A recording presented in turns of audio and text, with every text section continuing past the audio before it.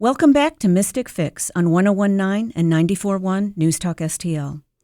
In our first segment, Daigaku Rume gave us the scoop on Zen Buddhism and the life in a Japanese Zen monastery.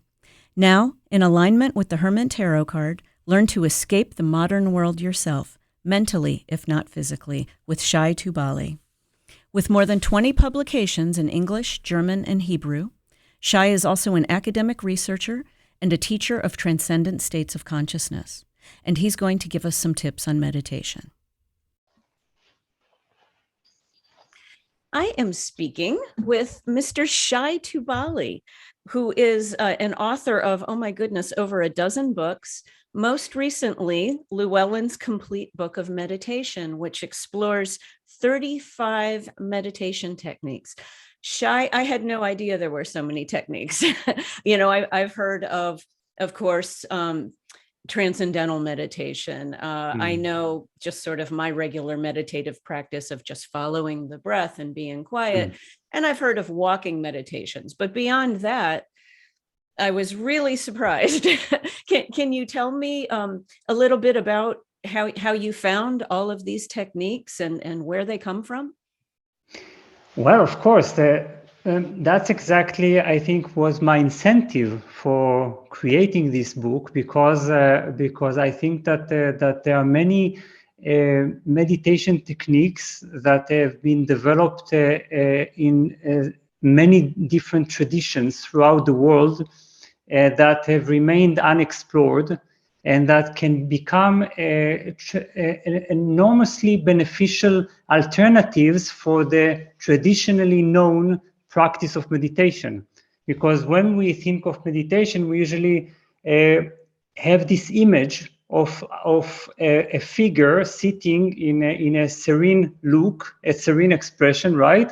In some kind of half lotus or full lotus position, and with closed eyes. But meditation has been historically so many things for so many different purposes. So we find meditation in Judaism in the Sufi tradition that belongs to Islam. We find it in Christianity.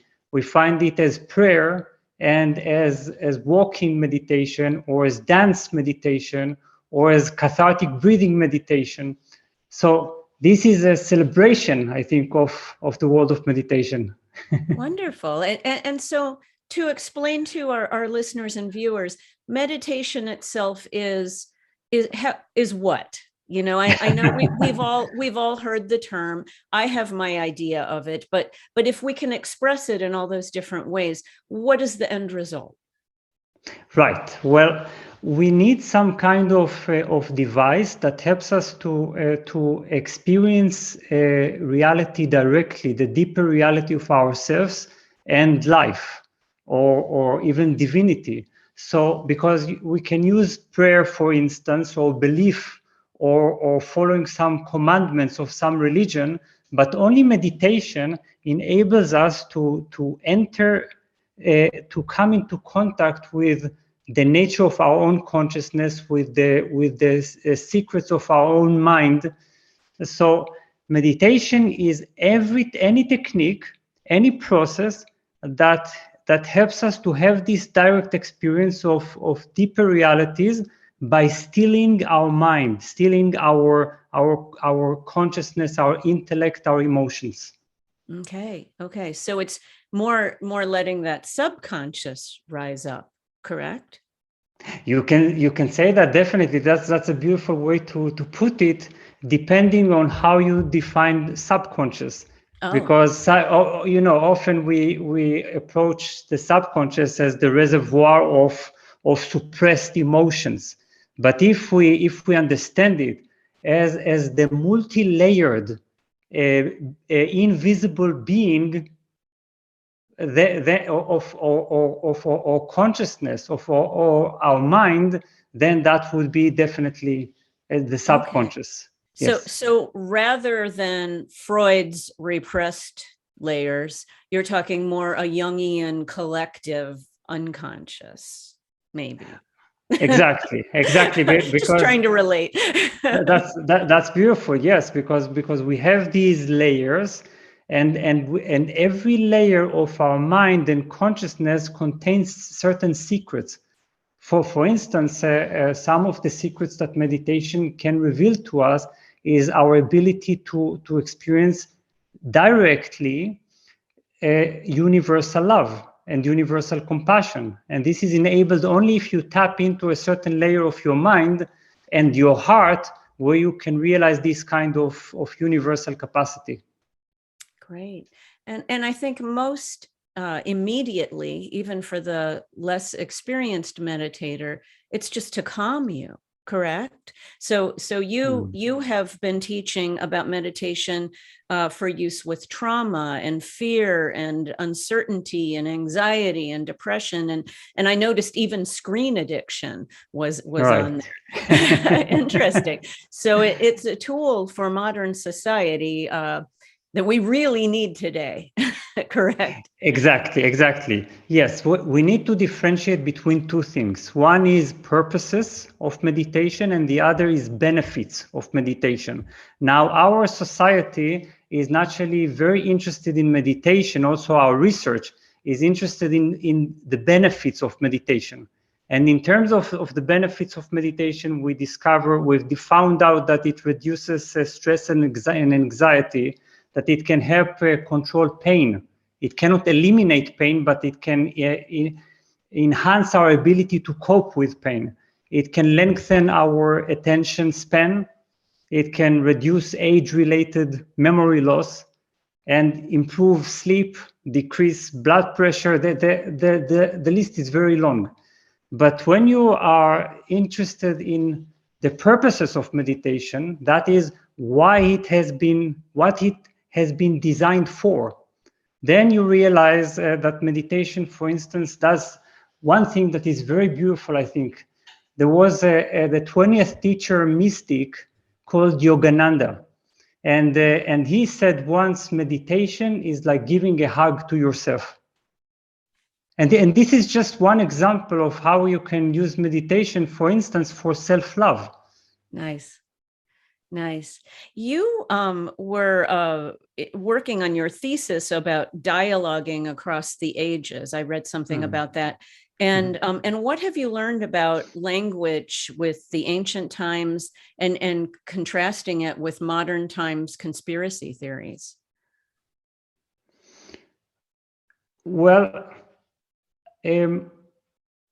what do you mean by dialogue and the conspiracy theories? It was one of the questions. Yeah, it was one of the questions on your media thing. It said that you have been studying for your thesis dialogue across the ages. Right. And that you've been learning about language from ancient times on, and contrasting them with modern conspiracy theories. I mean, we can cut this part out if you don't want if you don't feel that's a good question. Yes, because I'm not so sure about all the connections between the conspiracy theory, the dialogue, and language, because I've never researched language. I've only researched the art of happiness. It's interesting. Yes, we might want to tell the person at Inner Traditions that question, maybe they got it wrong. Maybe it was meant for another author or something. Right.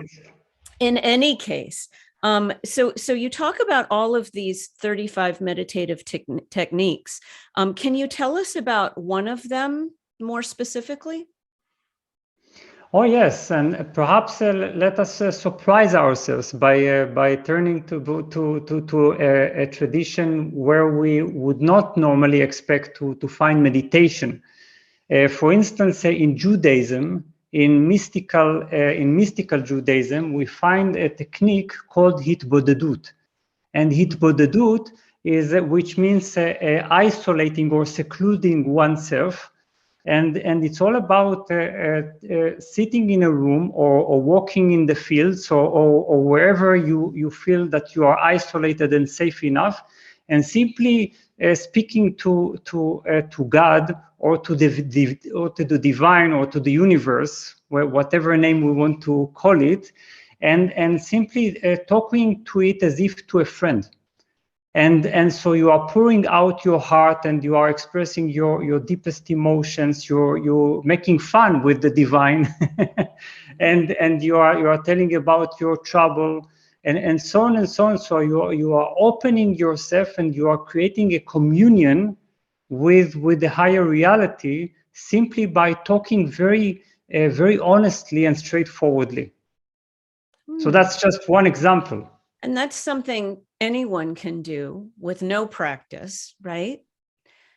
Absolutely. Yeah. It's I think it's so simple, and some of the meditations are actually so simple And I that think yes. that's it. I think people think it must be hard. And you read about classes and workshops, and they think, okay, there's all this effort and maybe a financial expenditure. And so it's really something that comes very naturally. I mean, in my own experience, I think I was meditating as a child, and I wasn't aware of it exactly, but it was just my calm spacing out.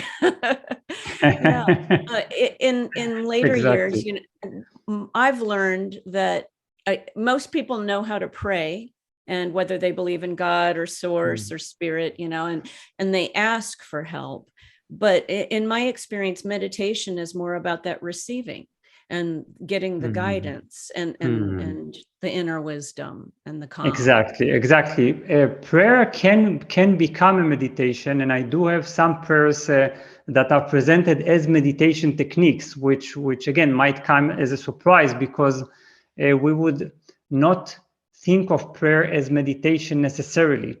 But it all depends on your inner position, what intention you insert, you add to the prayer.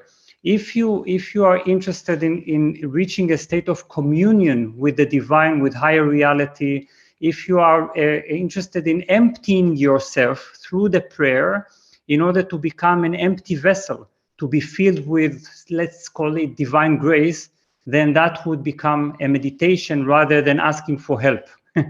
Okay. Now, Shai, you have quite a background. I mean, you have psychology, philosophy, yogic traditions, Eastern mystical thought. Right. How did you bring that all together and synthesize it into what you do? Oh, I love this question. Well, I would say I'm interested in truth. You see, I'm interested in discovering more about the nature of our consciousness. This has been my research. Sometimes I have researched this subjectively through meditation, for instance, through yoga, through Eastern philosophy. Sometimes objectively as an academic philosopher. There you observe the phenomena that we call consciousness and mind, and sometimes psychologically to understand how we can unravel all those emotional entanglements by using the power of our own mind. So my interest is in truth, and I think that all these disciplines are interested in truth in their own way. Yeah. I just thought I'd tell you, I didn't bother to change out of my yoga clothes. I came straight from a class, and I thought you wouldn't mind. Not at all. Not at all. So, what, Shai, would you like to leave our listeners with? If you could give them some general direction on, if I'm just the average person who's flipped over on the radio and caught you, or catching the video cast and say, I want to try this, but I don't know my first step. How would you direct that person?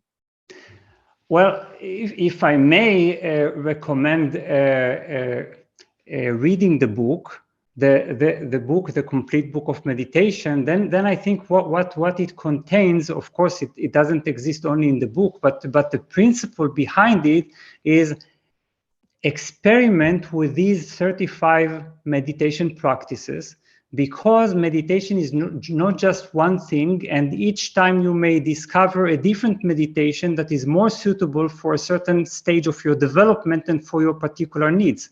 So it's very important to choose a meditation that truly excites and thrills you, because if it's something that you will really want to return to, if it's something that you will not find yourself considering or treating as another chore, another duty.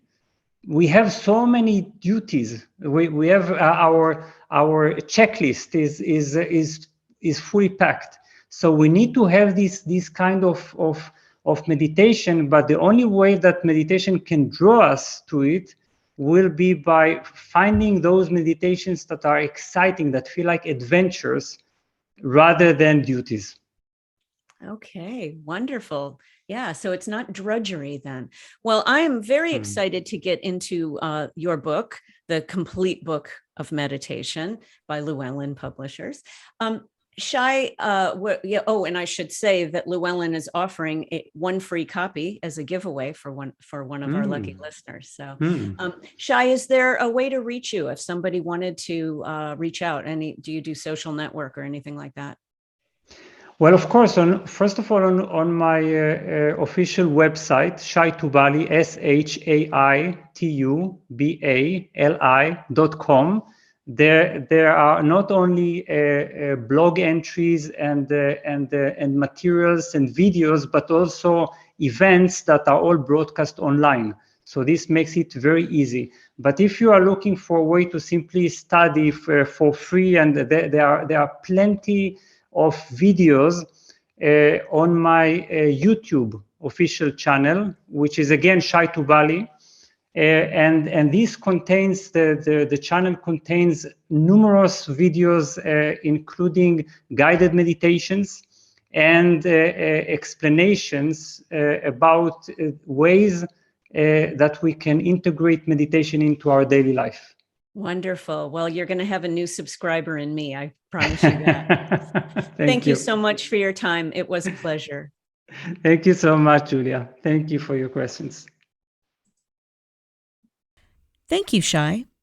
If you want a chance to win a free copy of Shai Tubali's book, or if you'd like to be one of our free tarot card readings in the third segment, you can register for our giveaway on MysticFix.com. Coming up, everyone's favorite, tarot card readings by yours truly. You're listening to Mystic Fix on News Talk STL 1019 and 94.1.